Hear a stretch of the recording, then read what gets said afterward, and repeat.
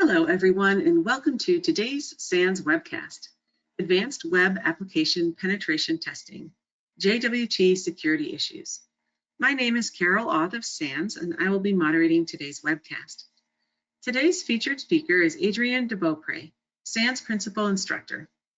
If during the webcast you have any questions for our presenter, please enter them into the questions window at any time. Please note that this webcast is being recorded, and a copy of the slides and recording of this webcast will be available for viewing later today and can be found on the SANS registration page. And with that, I'd like to hand the webcast over to Adrien. Hello, thanks, Carol. Hello, and welcome to SANS webcast series, Advanced Web Application Penetration Testing. And today we're going to cover JWT, often called JWT, which stands for JSON Web Tokens. So again, I'm a SANS instructor. I'm one of the authors of a couple courses at SANS, one of which is 642, which is the Advanced Web Application Penetration Testing, Ethical Hacking, and Exploitation Techniques course. This is my contact information, and I have a bunch of certifications. So that's not what you're here for. We're here for our JWT. Well, it's actually a little bit confusing because what we call JWT are actually JWS. In most cases, they only make use of the JSON web signature part. And the JWT, the JavaScript Object Notation Web Token, is then signed.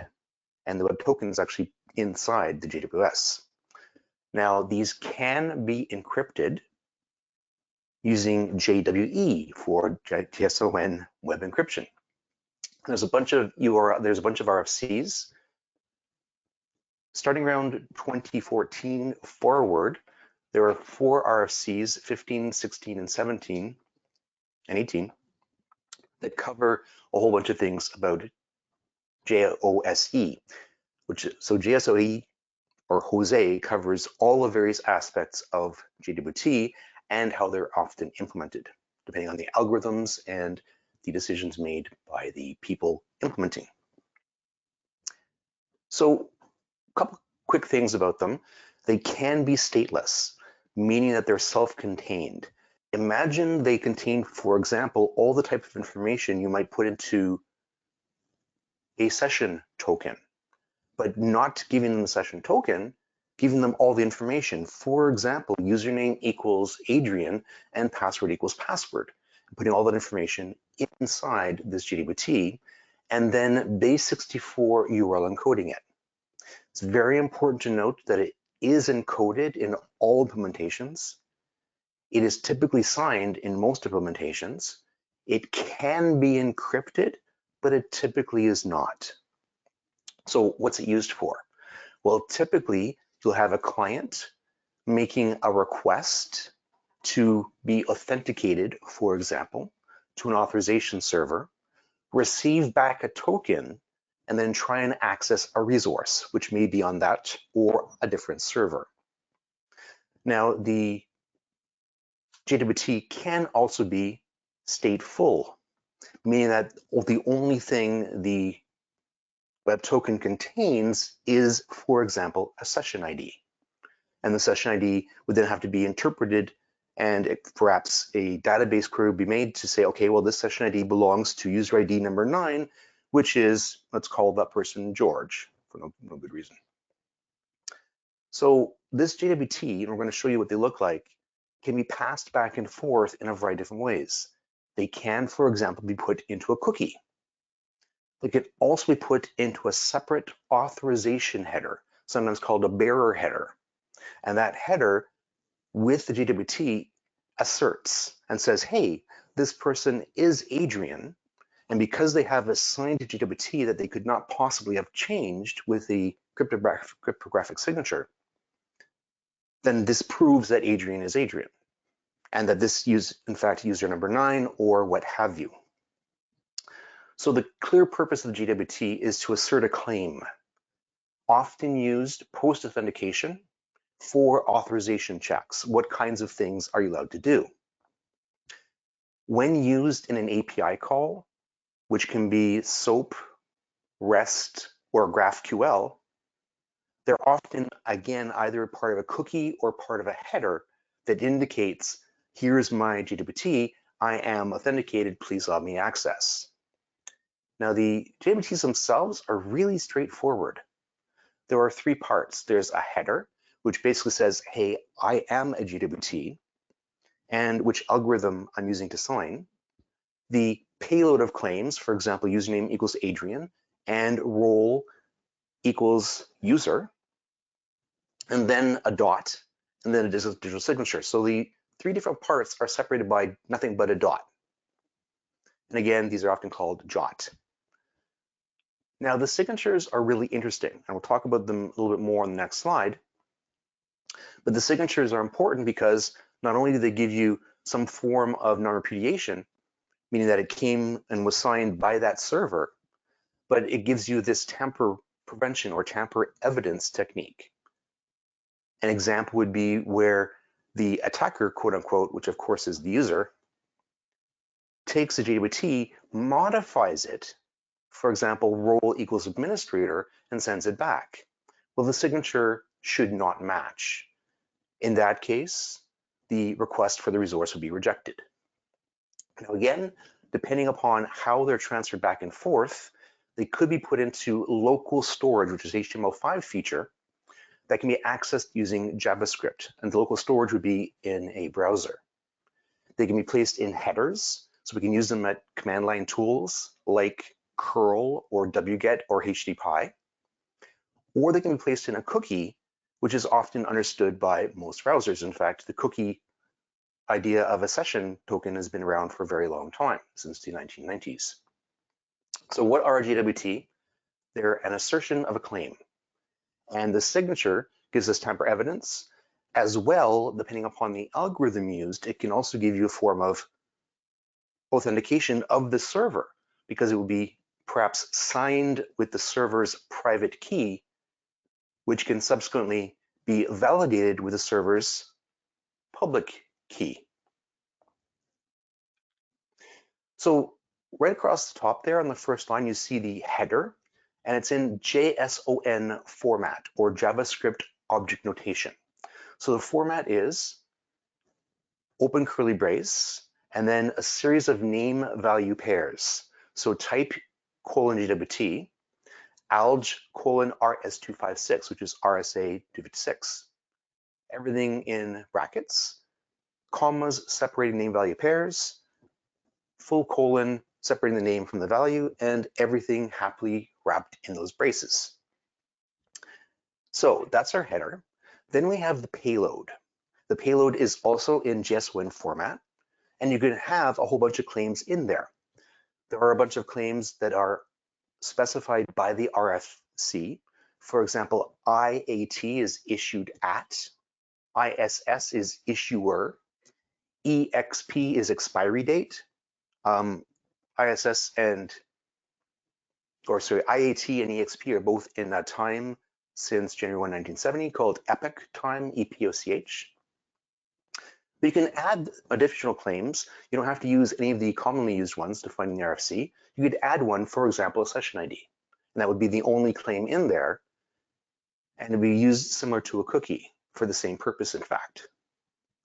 So we have the header, which is basically for URL safe encoded, then the dot, then we have the payload, which is also JSON and also URL base64 safe encoded. Then we have the signature.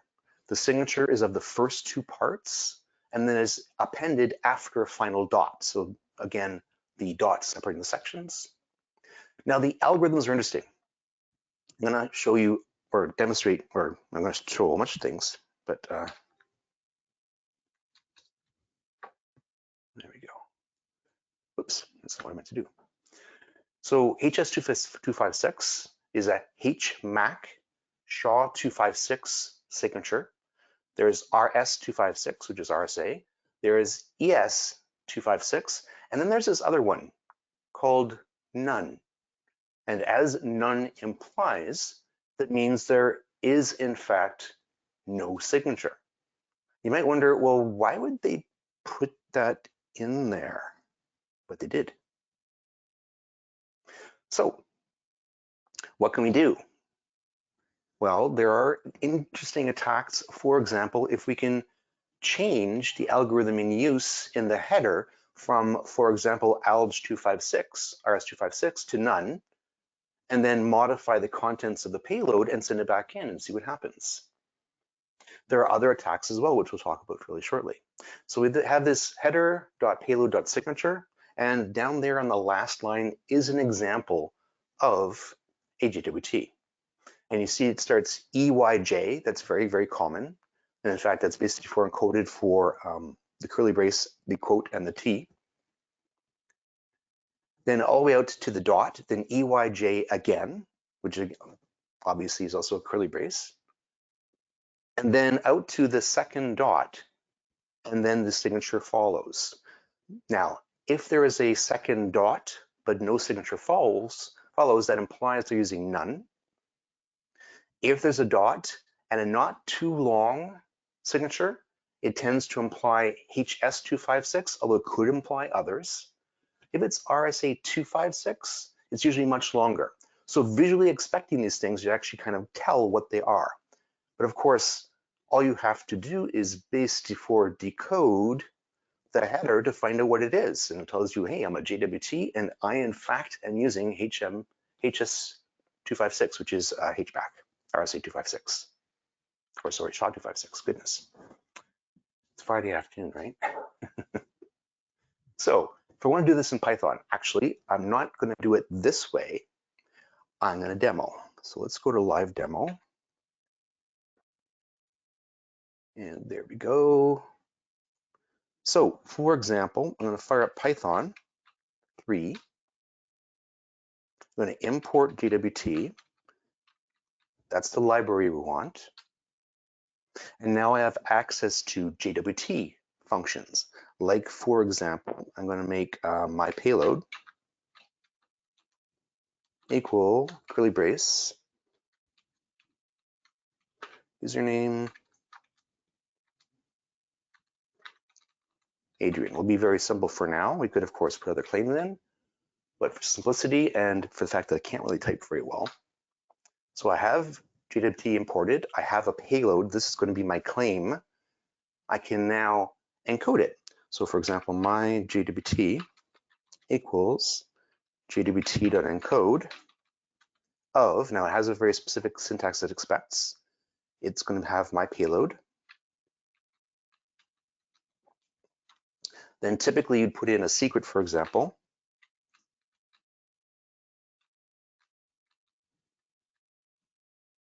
And an algorithm. Let's say HS256. And now we have something called my JWT. We can just print it out.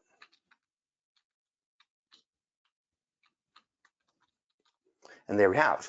This is our signature, right? So here we have the header, whoops, up to the dot. We have the payload, sorry, up to the dot. Then after the dot, from QR on, there we have the signature. The double quotes and the B indicate that this payload is actually in binary format, in byte format. So that's using HS256. What about that none thing? Well, I've actually played around and modified the actual library such that this works.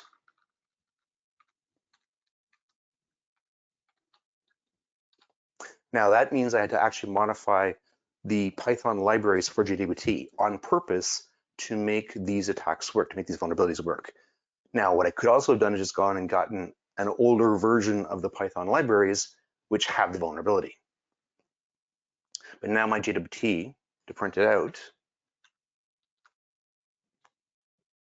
very clearly has a header and a payload with no signature.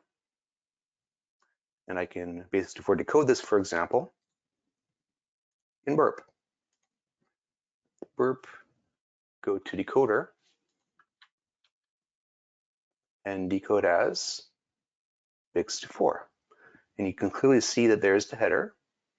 And ooh, Didn't like that dot, but there's the none, right? And there's username is Adrien. Easier way to do this, of course, would be to take decode. So my decode equals JWT.decode of my JWT and print out my decode. Username is Adrien. Again, there's various ways to do so. There's also very specific JWT decoders and creators and validators out there for you. Just wanted to demonstrate that it's very easy to do this kind of stuff in Python with a library that implements JWT called JWT. And as well, I deliberately modified for two reasons. One, I allowed the none algorithm on purpose, and I'm going to allow a different attack later on purpose because I control the code, right? Now, presumably, the attacker would not necessarily be able to change the code on the server, but there are older versions of the Python libraries that do contain these vulnerabilities. So the example on the slide, we just import JWT, make, in this case, a secret of S3KRET, which is an actual example I found in code, and a my payload of user ID :1. So then encode it and decode it. Fairly straightforward. You saw me demonstrate that. So let's talk about security issues that arise with JWT implementations. One is base64 is a reversible function, right? It's effectively clear text. So whatever you put in there, the attacker can see very, very clearly. They can trivially decode it. And people often mistake it for a form of encryption, which of course it is not. It is not encrypted. It is mostly obfuscated, but can be reversed. If the JWT is stored in local storage, it's possible to be accessed by cross-site scripting. Once you issue a JWT, they're meant to be independent, so it's very difficult to revoke them unless you change the server's key, in which case you revoked all of them, right? It's possible that I get access to a JWT from one server and try it somewhere else. There have been issues whereby if you remove the signature, they don't validate it, or they don't bother validating at all. Swapping out with none. In fact, swapping out with none with various different cases. So for example, capital N, then little o, little e, n, little e, then little n, little o, capital N, capital E, and mixing around the case. There's ways to crack the HS256 secret or key.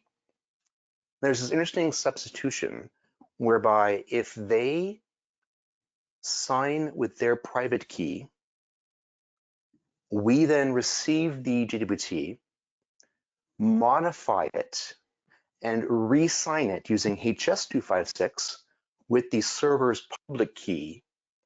If they've made a mistake in how they do decode, it's possible to do that bypass, possibly stealing the secret or the secret key. There's a whole bunch of specific key issues with X509 certificates. So a whole bunch of different security issues come from JWT. And you may wonder, like, wow, that's a lot of stuff. Aren't these things kind of popular? And the answer is they kind of are. So identifying the algorithm is trivial, right? You saw me base64 decode it in burp decoder. You could, at the command line, you could of course use Python. So just use base64 URL safe. Now the difference between URL safe and regular base64 is they delete the padding. In some cases, extra equal signs are added to make sure the byte line falls precisely at 4 bytes. But if it doesn't, they will add equal signs as padding. So this particular method of doing base64 URL safe encoding and decoding deletes the equal signs. It also changes the plus symbol and the / symbol such that they can appear safely into URLs. So what if the server doesn't sign the JWT, right? That's super easy. We take it, change it, right? Re-encode it and send it back. There you go. So we could easily become anyone else or change any of the assertions in the JWT using this particular technique. So let's demo that one. So what I want to do is in a new window, not that one. So HTTP proxy, I want 127.0.0.1. I'm putting everything through burp.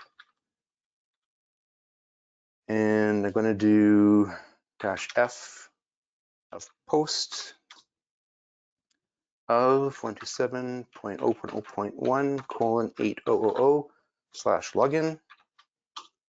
And it is email equals user1@sdc642.org. And it is password equals password. And whoop, what did I do wrong there? Unrise-f host, no? Okay, it's in my, no, it isn't. Over here. There it is. -proxy -f post. Okay, not sure what I typed in wrong, but in case, 8,000. So I get back the JWT that's kind of short. Notice it has a header and has a signature, or sorry, has a payload but does not have a signature. So I can take this one, copy it, swap none. So I'm taking the existing one,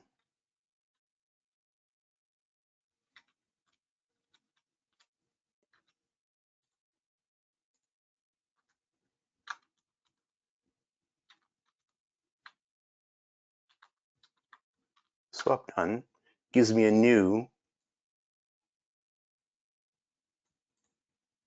I'm going to look at the code again just to show you what I'm doing. So I'm just taking what they gave me. I'm simply changing user ID to 2, right? Slapping it back with a none and printing out that token. Then I can authenticate this way. There. So notice I have to have an authorization header. That's what this application expects. I should have picked a shorter one.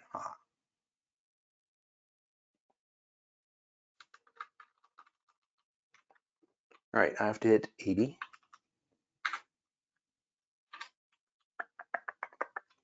And then put in my new one. And oh, lo and behold, it says, hey, your user ID too. And your is-admin is true. So what I did there is the server gave me a token that was clearly set to none. I just put in new assertions, re-encoded it, and sent it back. Simple as that. So that's one of the attacks. Now you might wonder, like, well, who would ever have used the none? But it has been a thing, and we do find it occasionally. So the HS256 secret can be cracked. So for example, John has the format HMAC-SHA-256. JWT Crack is a specific program that just does JWT cracking of HS256s. It only does brute force, whereas John and Hashcat can also use password lists. For Hashcat, it's -M16500.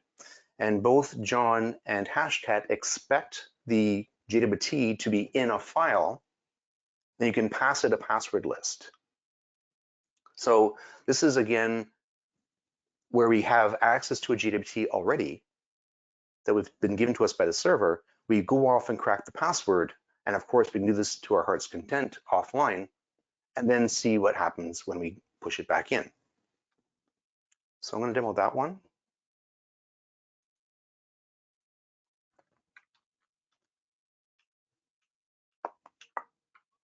So 8001.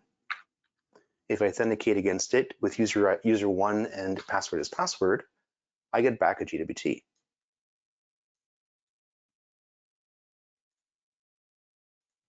I go over here. Yeah, why not? do it by hand. Import JWT. And then my JWT equals paste. Then we do JWT decode on my JWT. So user one with an expiry date. The one I fired back didn't have an expiry date, did it? Interesting. And how do we know that? So we want to know what the header contains. We can go to a different file.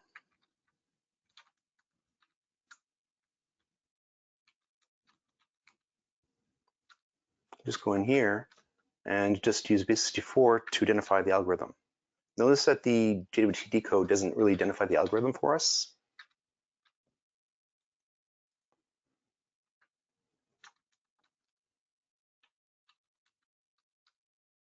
So now we know for sure this is a JWT and it is using H.256. So now logically I could crack it, right? Like if I wanted to. Actually, I'm going to save you this. The cracking doesn't take very long. The secret is secret. So I'm looking at my time, make sure I don't run over time. I know the secret is secret because I'm the one who put it there, right? In any case. So if I know the secret is secret,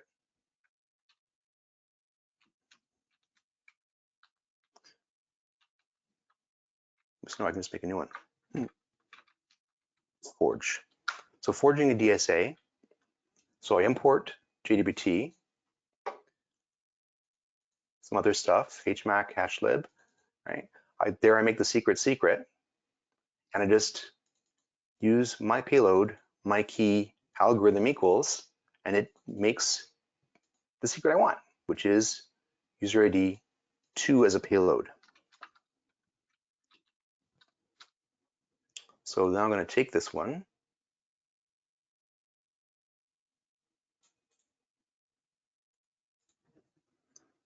And go back here.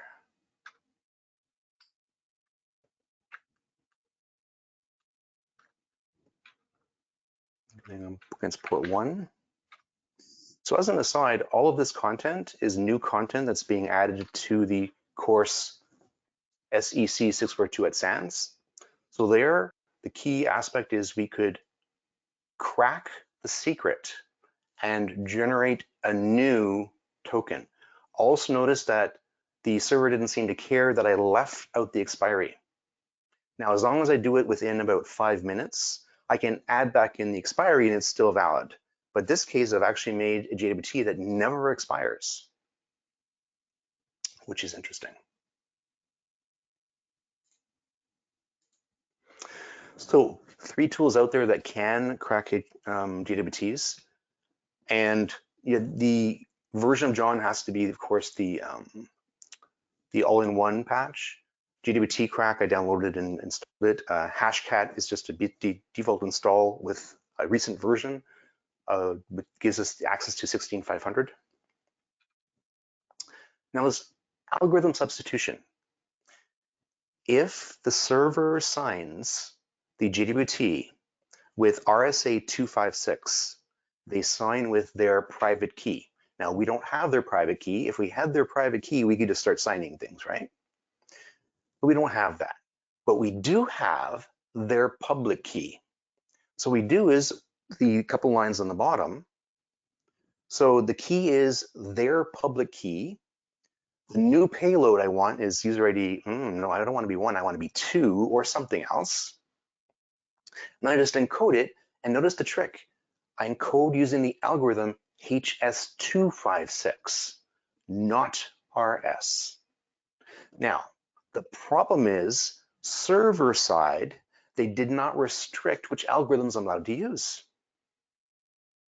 So server side, your code for the decode should specify the algorithm, right? Which I did on, no, I did it when I actually showed it to you on the command line. So server side, you should specify algorithms equals and say RS-256 and only that one. But if they leave that line blank or allow HS-256 as well, this actually works. And of course, we have a demo. So prerequisites, I have a server that signs with RS-256. So I hit 8002.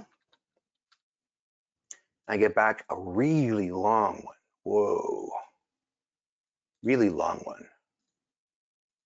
So let's,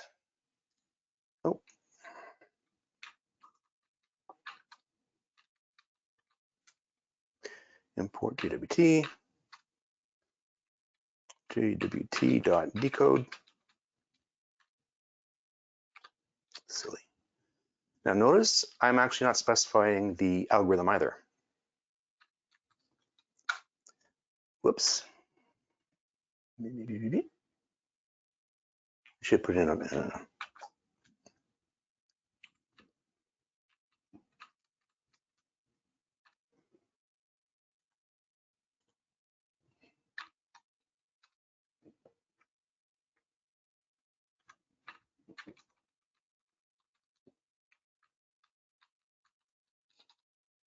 whoop. What happened there? Oh, you know why? I didn't put in the public key. I'm not such a schmuck. Okay, never mind, we won't do that. But I do actually do have the public key. Oh, we'll skip to the next step. So we have a JWT from them. We have their public key, right? That would be a normal thing that we have access to server's public key. So now I'm going to swap the algorithm. So here's the server's public key, but I'm entering it as a HS-256 secret. And then I'm forging a new payload, again, of user ID 2. Now, user ID 2 is arbitrary. You know, we often say as pen testers that, well, go after user ID 0 or user ID 1. Well, I happen to have made the admin account user ID 2 in this case. So swap alg, we now get a new, notice it's much shorter, right? It's not the length of a normal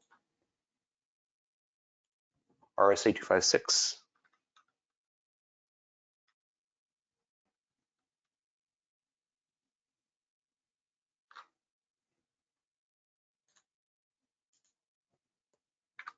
I'll be going against number 2.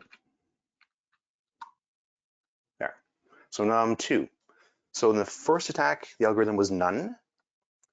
In the second attack, HS-256 was used, but their secret was too short, so it was crackable within a reasonable time frame. In the third attack, they used RSA-256 with, which is a strong algorithm, strong enough for this. However, we have the server's public key, which is a normal thing. All we should be able to do with the public key is validate that the signature is valid. But what happens is on the server side, if they don't specify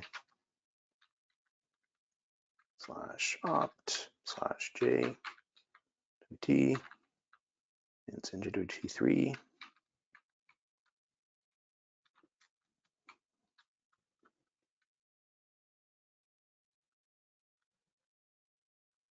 right? So it is making RSA-256 on the way out. It is checking your credentials, but on the way in, when it does the decode, it does not specify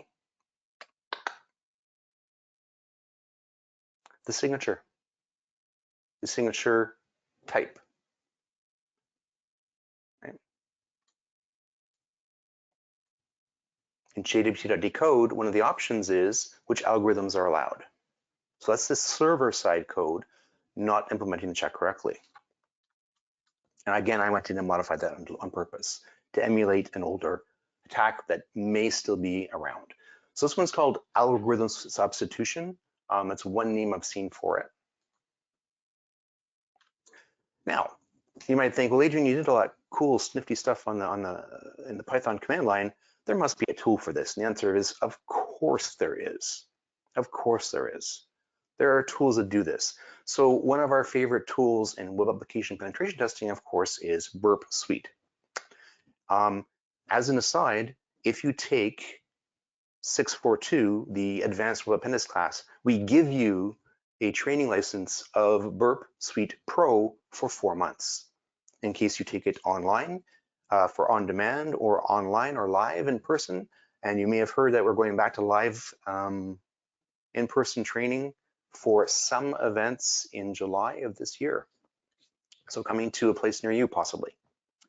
So there is a tool which weirdly enough has 2 names. It's a Burp extension. Its name is Joseph. But if you go looking for it in the BApp store, it's not called Joseph. It's called the JSON Web Token Attacker. So look for the JSON Web Token Attacker, and it is called Joseph. And if you're in, for example, the proxy history and want to right-click and send to Joseph, it's Joseph that shows up, not the JSON Web Token Attacker, which can be confusing. One of the attacks you can do is strip off the signatures and try none, none, none. Notice it tries none all caps, none capital N, none all lowercase, and none with a capital O. And you can actually even go further and with Burp Repeater or Burp Intruder, keep adding more additional options. So there's 4 checks in there. You could, of course, do a custom iterator in Burp Intruder to do many, many more attacks other than the word none. So that's one attack that Joseph can do, which I'll demonstrate. So none, you identify the JSON, you right-click, send to intruder, clear it, add a position, put in none, none, none, none, put in payload processing and success. And you're like, oh man, who would do that? I'm like, well, if you really wanted to do every possible combination permutation of the letters N-O-N-E, well, this is how you do it. Of course, there must be a better way, right? There must be a better way, or at least an easier way. So we're going to find a request to 8001 and proxy 8001 there. That's the post login. I want the get to get user. Going to send it to, why is it not saying I can send it to Joseph?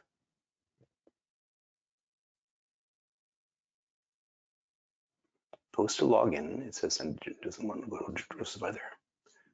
Let me check Joseph options. Maybe something's set up right there. Preferences, yes. I'm using authorization lowercase.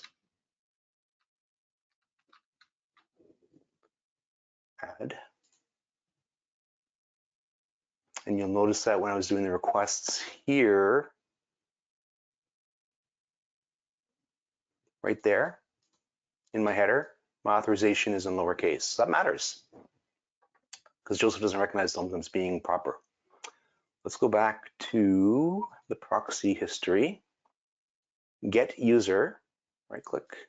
No, it still doesn't want to send me to Joseph. Post to login. No, it still doesn't want to send me to Joseph. Joseph, you're doing me wrong.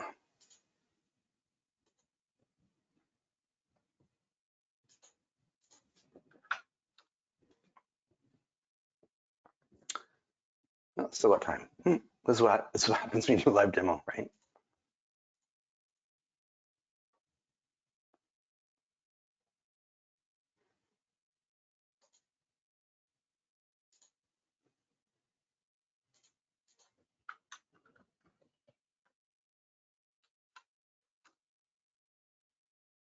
Okay, that's 8002. I need to request 8001.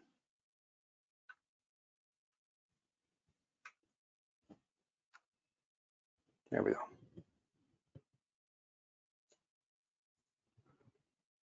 So proxy history 8001, right click, and oh, it's still not letting me send to Joseph. Why not? Authorization. There's the header.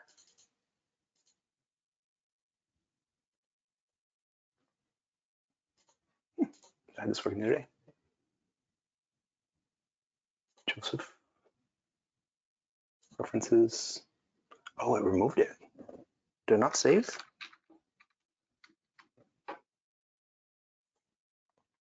I would have sworn I hit save.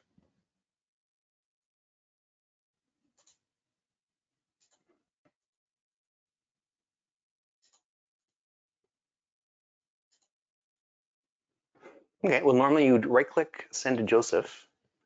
It would show up under attacker. Click on the mark request the Joseph value. Yeah, now this shouldn't be showing up now. Okay, why don't I fire them through again? It's frustrating. I had this working the other day. But you know what? We can make it work. There. Notice how it's highlighted? There, send to Joseph. Perfect. So Joseph, it shows up now. I'm going to try signature exclusion attack, load, and attack. And what it does is none lowercase, none capital N, none all caps, none capital O and capital E.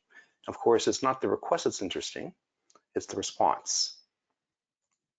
This response, I'm user 2, right? But in the request, notice there is no signature after the second dot, right? But on port 8001, it expected HS256, right? HMAC SHA-256, but it received a none.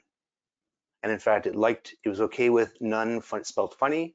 It was okay with none spelled all caps. It's okay with none capital N. Notice none all lowercase, it didn't like and gave back a different error. So we have to be thorough, right? You might try, for example, the algorithm none on port 8001. Oh, it doesn't work and move on. But in the case of this particular implementation, if you just changed the lowercase to uppercase of some of the letters, it didn't match the filter server side, so it would allow it through. So all kinds of interesting implementation failures we see with this. I'm also going to show you the other attack that Joseph can do. Now it needs to go to 8002. All right, this is the Python code running on the server in the background saying, ooh, some pretty nasty stuff came in there. It's not supposed to be none. So 8001, 8002. So 8002, you take that one and go into proxy. There we go, 8002 showing up properly. Send to Joseph. Key confusion, load. Oh, I need the public key again. So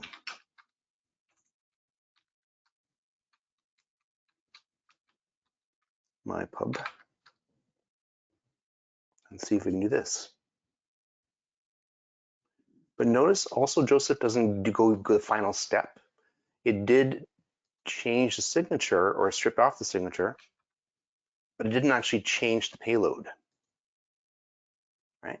Now notice in this case, wow, they tried a whole bunch of algorithms. HS256 all the way through HS384, all kinds of different key lengths. We're getting all the same status. So let's see, our base response, we're still user 2, right? So it's actually accepting these for almost all algorithms. So many, many different implementations of RS256. It's allowing the HS256 using the public key of the server to re-sign the responses, or sorry, the requests. Alrighty, we're actually getting, I guess, a little bit close to the end of time. I'm going to run through a couple more slides and then start taking questions. So signature exclusion was the attack I just showed you as well, where it does none, none, none, none. You can take a look at how it does so. Notice that it just changes the algorithm in the header and strips off the signature. It does not go the further step of modifying the payload for you. So you'd have to do it yourself by right-clicking and sending to repeater, for example. This is the key confusion, where they have signed using RS256 with the server's private key, which we do not have, but we do have a copy of the public key. So we sign it HS256 with the public key as the key and send it back.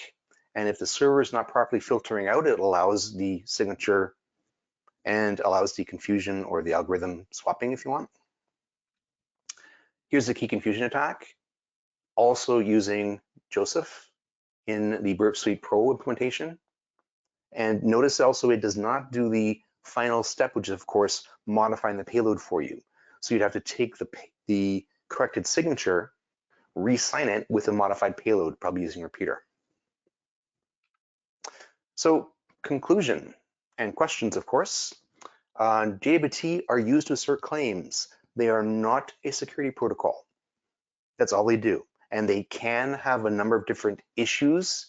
You see them a lot these days in particularly REST and GraphQL APIs. There's three parts: header, claim, signature. You can look at them manually. You can pop them into Python.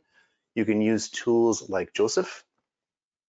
There's three parties: the client, or attacker, or us, for example, the authorization server, and the resource, which may be a different server or can be the same server in this particular case. Now, security issues, wow.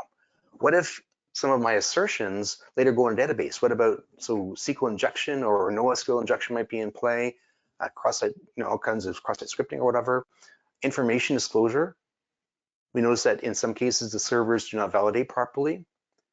We can try the none algorithm. We can try cracking the HS256 secret. We could try stealing the RS256 secret key. There have been vulnerable libraries. There have been a number of advisories over the years with JWT implementations, JWT. They can't really be canceled once they're out there because they're not typically used in a stateful fashion. And of course, if I find a JWT, I'll use it everywhere.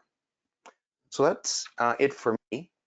Whole bunch of references which are in the PDF file, which is distributed through the SANS website. And some of the interesting research I've done over the years and putting all this for you together. So let's go to questions, please. All right, thanks for that great presentation. We do have a question ready for the Q&A. However, if anyone has a question for Adrien, please enter it into the questions window now. This one asks, are there any token bloat attacks for JWT? I'd have to ask you to rephrase the question, but I don't think so. You mean adding additional payload? Let's see if he clarifies his question. We'll give him a moment to do that.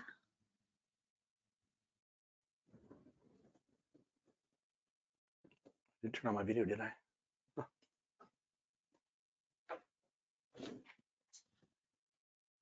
He says, right, adding more data to the payload to cause a DOS. Right, but I think in most implementations, they would check the signature first. And so you'd have to do one of the other attacks first to change your signature to match or what would be validated. And then of course, if you could do that, you could put in a whole bunch of other stuff and goodness knows what would happen if you put, denial of service or buffer overflow or, right? So there's a bunch of different injection techniques possible after, but you'd have to use one of the first three attacks to make the signature work. Does that make sense? So the answer is yes. Qualified. Thanks. He said yes, thank you. All Awesome. right, and the question asks, is the only counter is to have the server define the algorithm? Yes. So, well, there's a couple different things. One is make sure you're using an up-to-date library. Second, the server should specify, and oddly enough, the decode is algorithms, plural, and you should only put in one, right? So that's in the JWT decode server side in Python. If you specify algorithms equals HS256, no other algorithm will be possible there. Yep. And of course, strong keys. All right, that's all the questions I see. Do you have any closing thoughts you'd like to share? Nope. So this content will be going into the course Security 642 probably later this year. It's new content I just wrote. So also please feel free to hit me up. I'll be around live at conference at some point, and certainly I'm available online if you have any questions at any point in time. And please feel free to use up our time because we have 10 more minutes. All right, and one more did come in. How do you assess, Scott? You know what? I'm gonna assign this to you in the questions window. Adrien, if you could take a peek there. Yep. Jose. So it's a double. So it's JSON, object signing and encryption. So that's the name for all of these different things. So there's JWK for JSON web keys. There's JWT for JSON web tokens. There's JWE for JSON web encryption, and they all fall under JOSE, which is JavaScript object notation, object signing and encryption, believe it or not. And the RFCs they're long, they refer to each other, and there's one for there's a whole one just for the algorithm, and then there's a whole different one for how you do signing. It's a lot of stuff to take in. Yeah, so Jose is the whole thing. Okay, that's all the questions I see. So thank you so much, Adrien, for your great presentation, which helps bring this content to the SANS community. To our audience, we greatly appreciate you listening in. For a schedule of all upcoming and archived SANS webcasts, including this one, please visit sans.org/webcasts. Until next time, take care, and we hope to have you back again for the next SANS webcast.